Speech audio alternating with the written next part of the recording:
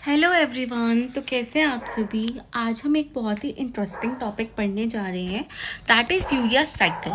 And ये इस बार के एस्टेट 2024 में पूछा गया था क्रेब्स हैंसलेट साइकिल के नेम से।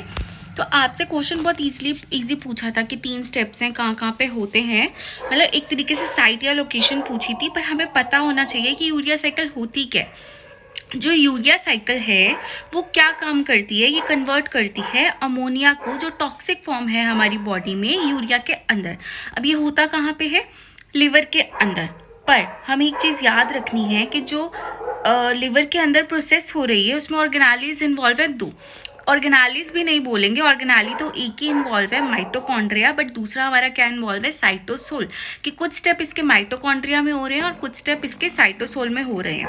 तो if we have to learn that site liver, फिर हमें क्या याद रखना है कि फर्स्ट और सेकेंड स्टेप जो था हमारा यूरिया साइकिल का, यानी जिसमें हम अमोनिया को यूरिया में कन्वर्ट कर रहे हैं, 2 स्टेप हमारे माइटोकॉन्ड्रिया में हो रहे हैं, और जो स्टेप 3 और 5 है वो हमारा साइटोसोल में हो रहा है।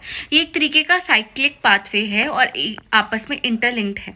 फिर ये एक और साइकिल से आपस में इंटरलिंक्ड है, दैट इज टीसीए साइकिल, क्योंकि आने वाले स्टेप्स में फ्यूमरेट बनता है जो टीसीए साइकिल में चला जाएगा। तो स्टार्टिंग विथ फर्स्ट आ रहा है हमारा अमोनिया, जो टॉक्सिक फॉर्म हमें कन्वर्ट करनी है, then we convert then we take CO2 along with 2 ATP। तो पहला एंजाइम जो है हमारा वो कौन सा है, कार्बामोल फॉस्फेट सिंथेटेज। अब जहाँ पे सिंथेटेज आ गया, मतलब क्या कर रहा है, सिंथेसाइज कर रहा है। तो ये किसको सिंथेसाइज कर रहा है, कार्बामोल फॉस्फेट को। ये हमारा रेट लिमिटिंग एंजाइम भी है। और यहाँ पे जो एक्टिवेटर है कार्बामोल फॉस्फेट सिंथेटेज 1 का, वो कौन है, एन एसिटाइल ग्लूटामेट, नैग। ठीक है। फिर जब कार्बामोल फॉस्फेट बना तो हमने वहाँ पे क्या डाला, ऑर्निथीन ट्रांसकार्बामाइलेज, मतलब हम यहाँ पे कार्बामोल फॉस्फेट को कन्वर्ट कर रहे हैं सिट्रुलिन के अंदर। अब यहाँ पे आ रहा है हमारा ऑर्निथिन। ऑर्निथिन आया, सिट्रुलिन के साथ ऐड हुआ और वो कहाँ चला गया, साइटोसोल के अंदर। अब साइटोसोल में प्रोसेस चलेगी, हमारा मतलब अमोनिया से सिट्रुलिन कन्वर्ट हो गया। देन सिट्रुलिन और ऑर्निथिन जब आए साथ में, ऑर्निथिन और सिट्रुलिन जब आए साथ में, और वहाँ पे हमने एस्पार्टेट भी डाला, तो उससे क्या बन रहा है, आर्जिनोसक्सीनेट। अब क्या सिंथेसाइज कर रहे हैं, आर्जिनोसक्सीनेट। तो एंजाइम का नाम क्या है, आर्जिनोसक्सीनेट सिंथेटेज। एंड यहाँ पे एक और एटीपी यूज हुआ जो एएमपी और हमारा पीपीआई में कन्वर्ट हो गया। तो टोटल कितने एटीपी लगे हैं, 3 एटीपी इसमें लगते हैं। फिर आर्जिनोसक्सीनेट में जब कन्वर्ट हो गया, अब हम इसको तोड़ेंगे। तो जब भी हमें कुछ तोड़ना होता है तो हम क्या यूज़ करते हैं, लाइएज एंजाइम। क्या यूज़ करते हैं, लाइएज। तो आर्जिनोसक्सीनेट लाइएज को जब हमने यूज़ किया तो हमारा आर्जिनिन और फ्यूमरेट बना। फ्यूमरेट हमारा टीसीए साइकिल में चला गया और आर्जिनिन को फिर फर्दर ब्रेक डाउन किया आर्जिनेज में, तो उससे क्या बना, यूरिया। और साथ में क्या निकला, ऑर्निथिन। और ऑर्निथिन फिर से कैसे कहाँ चला गया है, हमारा माइटोकॉन्ड्रिया में। एक चीज़ जो याद रखनी है, जो कार्बामोल फॉस्फेट 1 है वो कहाँ प्रेजेंट होता है, माइटोकॉन्ड्रिया में। और जो कार्बामोल फॉस्फेट 2 है वो कहाँ प्रेजेंट होता है, सिट्रुलिन में। हमारा जो स्टार्टिंग प्रोडक्ट था वो क्या था, अमोनिया। एंड प्रोडक्ट क्या है, यूरिया। फंक्शन क्या है यूरिया साइकिल का, ये डिटॉक्सिफाई करती है अमोनिया को। और एनर्जी कितनी रिक्वायर्ड है, 2 एटीपी फर्स्ट स्टेप में, और एक स्टेप है सिट्रुलिन से आर्जिनोसक्सीनेट में कन्वर्जन का, वहाँ पे 1 एटीपी यूज हो रहा है।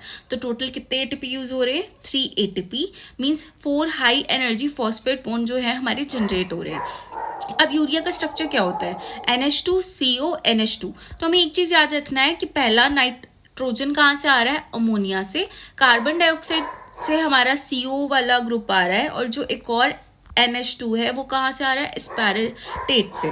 कार्बन सोर्स क्या है, CO2। यूजुअली हम किस फॉर्म में उसको लेते हैं, HCO3 नेगेटिव के फॉर्म में।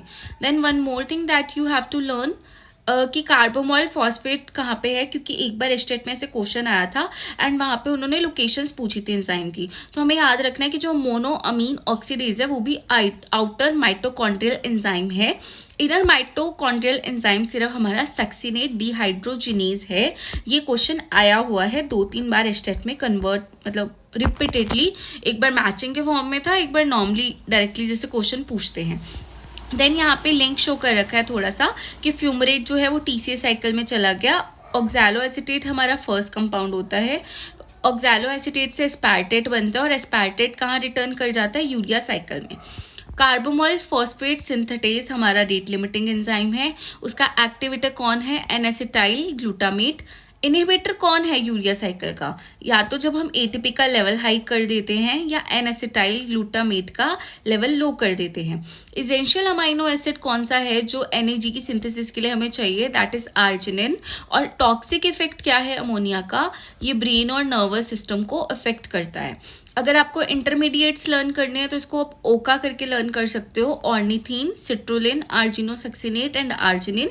अगर आपको एंजाइम्स लर्न करने हैं, क्योंकि यूजुअली ऐसा क्वेश्चन पूछ लेते हैं कि आपको सीरीज बतानी है एंजाइम्स की, तो CPS1 कार्बोमोल फॉस्फेट सिंथेटेज 1, फिर ऑर्निथीन ट्रांसकार्बोमाइलेज, फिर आर्जिनोसक्सिनेट सिंथेटेज, फिर argininosuccinate lyase and arginase. These are the mnemonics and that's all about urea cycle. हम इसको क्रेब हेंसलेट साइकिल क्यों बोलते हैं, क्योंकि क्रेब और हेंसलेट ने साथ में मिलकर ये साइकिल डिस्कवर की थी। And this was the question. So please आज जाके एचटेट 2024 का ये वाला क्वेश्चन खुद से अटेम्प्ट करना। आंसर उसका यही है कि लिवर जो है वो मेन साइट है, माइटोकॉन्ड्रिया में कौन सा स्टेप हो रहा है और साइटोसोल में कौन सा स्टेप हो रहा है। So you have to take accordingly. So that's all for today. Hope you like this video. Please like, share, subscribe my channel Lifelogy Sensei.